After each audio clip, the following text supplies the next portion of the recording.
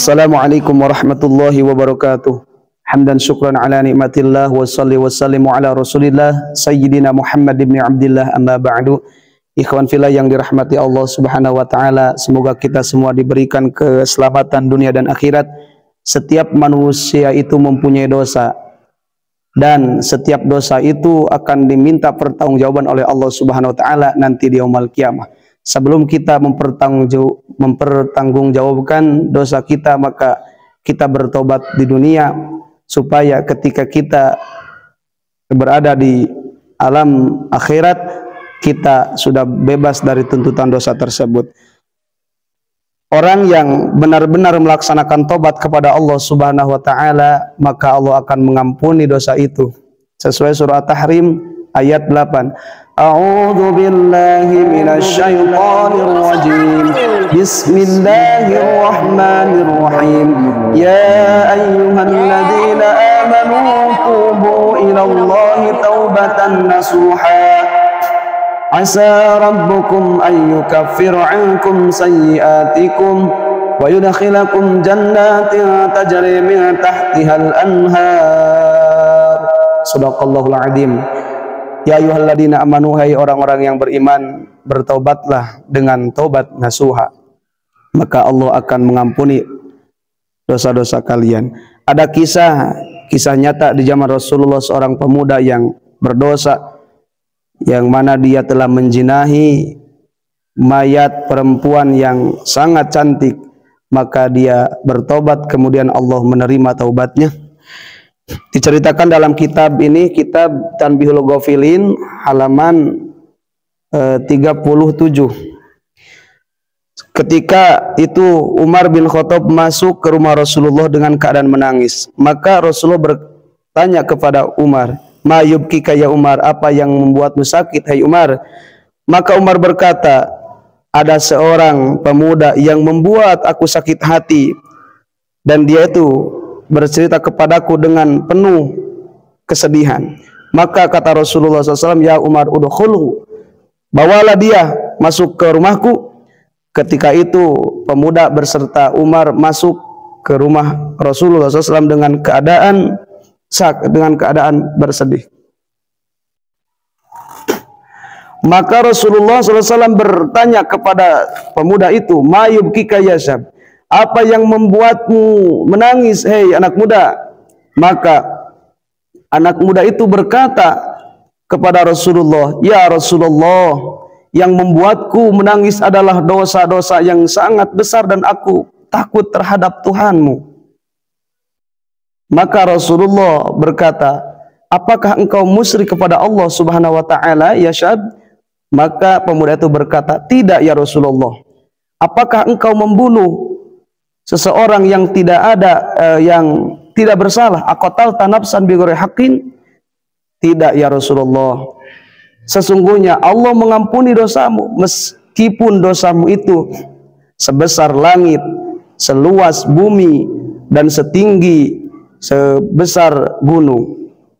Maka pemuda itu berkata, "Ya Rasulullah, dan bi'a'dhamu minas samawati sab'i wal ardina sab'i wal jibali rawasi." "Ya Rasulullah, dosaku itu sangat besar, melebihi besarnya langit, bumi, dan gunung." Maka Rasulullah berkata, "Apakah dosamu lebih besar daripada aras?" "Tentu dosaku lebih besar daripada aras." Kata Rasulullah, "Apakah dosamu lebih besar daripada kursi?" "Dosaku ya Rasulullah lebih besar daripada kursi, alam kursi." Maka Rasulullah bertanya lagi, "Apakah dosamu lebih besar daripada ampunan Allah?" Maka pemuda itu berkata, "Balillahu a'zam wa ajal." Tetapi ya Rasulullah, yang besar itu adalah ampunan dari Allah subhanahu wa ta'ala. Maka Rasulullah, "Fa innahu la yaghfiru dzanbal 'adzim ilallah." Tidak ada yang bisa mengampuni dosa besar terkecuali Allah subhanahu wa ta'ala. Maka akhbirni an dzanbi, beritahulah apa dosamu hai anak muda. Maka anak muda itu berkata, "Ya Rasulullah, astahi minka ya Rasulullah." Aku malu ya Rasulullah menceritakan dosa ini kepadamu.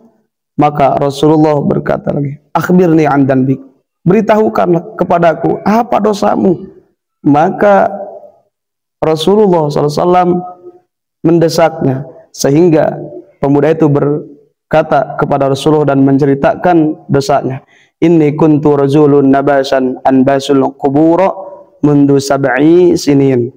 Ya Rasulullah, aku ini seorang pemuda yang pekerjaanku itu menggali kubur sejak usia 7 tahun hingga suatu ketika ada yang mati, yaitu perawan min banatil ansor, dari perawannya orang-orang Ansor. Aku menggalikan kuburan untuknya. Kemudian setelah dikuburkan aku menggalinya lagi karena setan telah menggodaku sehingga aku tidak bisa menahan nafsuku.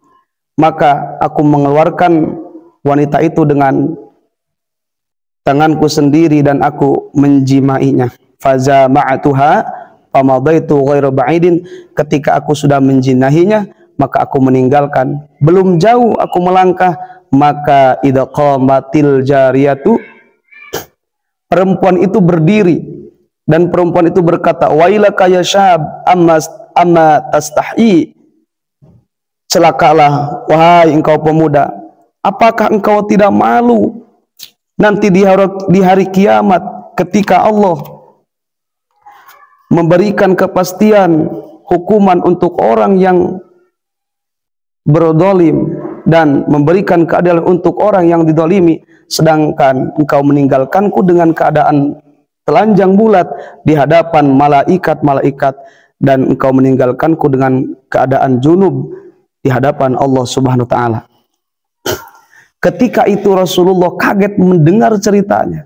Maka Rasulullah SAW kaget dengan berkata kepada lelaki itu, ya fasik, ma ahwajuka ilan nar ukhruj anni.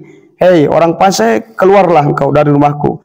Tidak pantas tempat yang baik hanyalah neraka untukmu. Maka lelaki itu keluar dari rumah Rasulullah dengan perasaan yang sedih, dan dia bertobat kepada Allah Subhanahu wa ta'ala.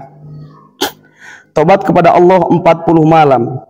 Ketika sempurna tobatnya 40 malam, maka dia mengangkatkan kepalanya ke arah langit sambil berkata, ya ilaha Muhammad wa Adam wa Hawa, ya Tuhan Nabi Muhammad, Tuhan Nabi Adam, Tuhan Siti Hawa. Jika engkau mengampuniku, maka beritahulah Nabi Muhammad dan para sahabat.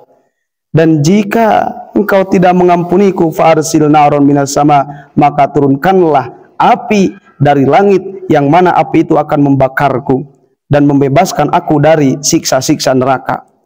Maka dengan itu malaikat Jibril datang kepada Nabi Muhammad SAW. Assalamu alayka ya Muhammad, rabbuka yuqri'uka salam. Assalamualaikum hai Nabi Muhammad, Tuhanmu mengirim salam untukmu. Maka malaikat Jibril berkata, yaqulullah, Allah berkata, hai Muhammad, apakah engkau yang menciptakan makhluk? Tidak ya Jibril, Allah lah yang menciptakanku dan menciptakan makhluk. Apakah engkau yang memberi rizki kepada makhluk? Tidak ya Jibril, tetapi Allah yang memberikan rizki kepadaku dan kepada semua makhluk. Apakah engkau yang menerima taubat semua makhluk? Tidak ya Jibril, Allah lah yang menerima taubat kepadaku dan taubat kepada yang menerima taubat kepada makhluk-makhluk Allah Subhanahu wa ta'ala. Yaqulu tuba ala abdi fa inni tubtu alaihi. Katakan, hei Muhammad, aku telah menerima taubatnya seorang lelaki yang datang kepadamu. Maka ketika Rasulullah mendengar berita itu, Rasulullah mengundang pemuda itu masuk ke rumah Rasulullah, wa basyarhu bi anna Allah ta'ala taba alaihi, dengan Rasulullah memberikan kabar gembira kepada pemuda tersebut bahwa Allah mengampuni dosa-dosanya. Ikhwan fillah yang dirahmati Allah Subhanahu wa ta'ala, itulah kisah yang sangat mengejutkan dan menginspirasi kepada kita, memberikan inspirasi untuk kita supaya kita tidak berputus asa untuk bertobat kepada Allah Subhanahu wa taala. Allah itu mempunyai sifat Rahman dan Rahim. Allah itu mempunyai sifat Ghafur, pengampun yang sangat luar biasa ampunannya. Maka dengan itu janganlah putus asa ketika kita melakukan dosa, maka bertobatlah kepada Allah Subhanahu wa taala. Sesungguhnya Allah akan menerima tobatnya. Wallahu afrahu bi taubati abdihi. Allah itu sangat senang, sangat gembira kepada hambanya yang mau bertobat kepadanya. Semoga kita semua dijadikan hamba-hamba Allah yang selalu tobat kepada Allah Subhanahu wa taala. Billahi hidayah wa taufiq. Wassalamualaikum warahmatullahi wabarakatuh.